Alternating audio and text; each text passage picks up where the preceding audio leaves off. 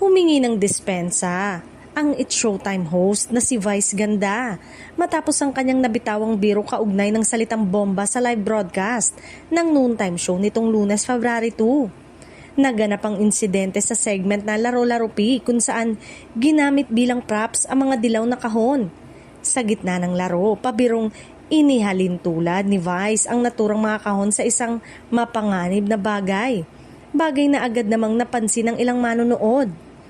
Kabilang sa mga kalahok ang naturang segment ang aktor na si David Licauco at bagamat tinanggap ito bilang biro sa loob ng studio, naging usap-usapan ito sa social media matapos mapanood ng publiko ang nasabing eksena. Kaagad nag-trending at umagaw ng atensyon sa mga manonood. Matapos ang segment, agad namang binawi ni Vice Ganda ang kanyang naging pahayag. Bago mag-commercial break, humingi siya ng paumanhin at inamin na hindi niya agad nalaman na mahigpit na ipinagbabawal ng batas ang ganitong uri ng biro, lalo na sa live television. Ipinaliwanag din na base sa Presidential Decree No. 1727, ipinagbabawal sa bansa ang anumang pahayag o kilos na may kaugnayan sa nasabing issue, kahit pa ito ay pabiro lamang, dahil maaari itong magdulot ng takot o kaguluhan.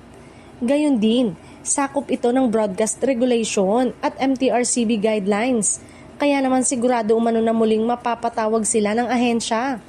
Sa kabila ng insidente, marami pa rin ang pumuri kay Vice Ganda sa kanyang agarang pag-ako ng responsibilidad at paghingi ng paumanhin na ayon sa netizen ay patunay ng kanyang pagiging maingat at responsable bilang isang host sa pambansang telebisyon.